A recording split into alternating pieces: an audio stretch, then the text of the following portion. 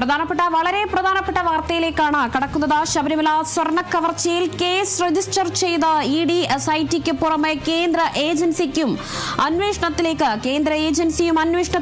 കടന്നിരിക്കുന്നു. കേസിൽ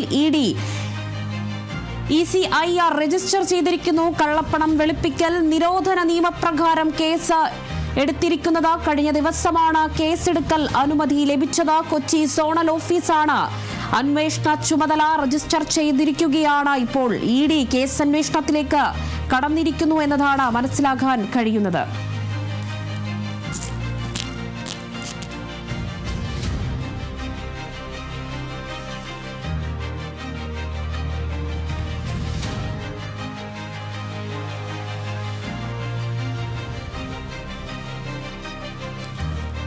ശബരിമല സ്വർണ്ണക്കള്ള കേസുമായി ബന്ധപ്പെട്ട ഇപ്പോൾ SITക്ക് പുറമെ ഇഡിയുടെ പരിഗണനയിലേക്കും വന്നിരിക്കുന്നു. എന്തായാലും ശബരിമല സ്വർണ്ണക്കൊള്ളയിൽ ഇഡി കേസ് രജിസ്റ്റർ ചെയ്തു. പ്രതികളുടെ സ്വത്തുക്കൾ കണ്ടുകെട്ടുന്നതും അതോടൊപ്പം തന്നെ കള്ളപ്പണ ഇടപാട് തടയാനുള്ള അല്ലെങ്കിൽ കള്ളപ്പണ ഇടപാട് നടന്നിട്ടുണ്ട് എന്നൊരു കാര്യങ്ങൾ കൂടി എന്തായാലും അന്വേഷിക്കും. കള്ളപ്പണ നിരോധിത നിയമപ്രകാരമാണ് ഇപ്പോൾ കേസ് പോലും. എന്തായാലും ശബരിമല സ്വർണ്ണക്കൊള്ളയിൽ കേസുമായി ബന്ധപ്പെട്ട കള്ളപ്പണം വെളുപ്പിക്കൽ അന്വേഷിക്കാൻ എൻഫോഴ്സ്മെന്റ് ഡയറക്ടറേറ്റ് അഥവാ ഇഡി എന്തായാലും ഇപ്പോൾ കേസ് രജിസ്റ്റർ ചെയ്തിട്ടുണ്ട്. ക്രിമിനൽ കേസുകളിൽ പോലീസ് FIR രജിസ്റ്റർ ചെയ്ത അതേ നടപടി തന്നെയാണ് ഇവിടെയും ഉണ്ടാകാൻ പോകുന്നത്.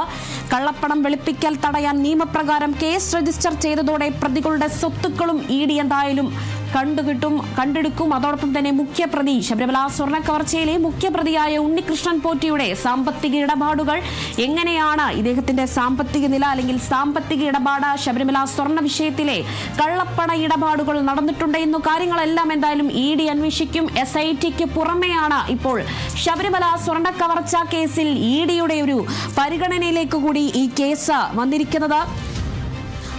കേസിലെ മുഖ്യപ്രതിയായ ഉണ്ണികൃഷ്ണൻ പോറ്റി, ചെന്നൈ സ്മാർട്ട് ക്രിയേഷൻസ് ഉടമ പങ്കജ് ഭണ്ഡാരി, ബെല്ലാരി ജ്വല്ലറി ഉടമ ഗോവർദ്ധൻ എന്നിവർ നടത്തിയ സാമ്പത്തിക ഇടപാടുകൾ പരിഗണിച്ചും എന്തായാലും ഇഡി എന്തായാലും ആ വിഷയത്തിൽ കൂടി അന്വേഷിക്കുമെന്ന് തന്നെയാണ് മനസ്സിലാക്കാൻ കഴിയുന്നത്.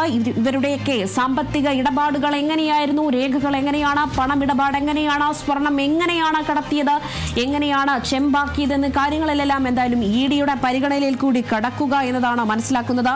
കൊച്ചി അഡീഷണൽ ഡയറക്ടറിന്റെ കീഴിലാണ് ഇപ്പോൾ ഈ കേസ് വന്നിരിക്കുന്നത്. എന്തായാലും കൊച്ചി അഡീഷണൽ ഡയറക്ടർ രാകേഷ് കുമാർ എന്നതാണ് നിലവിൽ ലഭിച്ചിരിക്കുന്ന പേര്. എന്തായാലും ആ ഒരു പേരിൽ എന്തായാലും ഉറപ്പ് പറയാൻ കഴിയില്ല. കൊച്ചി സോണൽ ഓഫീസറാണ് ഇപ്പോൾ ഈ അന്വേഷണ ചുമതല ഏറ്റെടുത്തിരിക്കുന്നത്.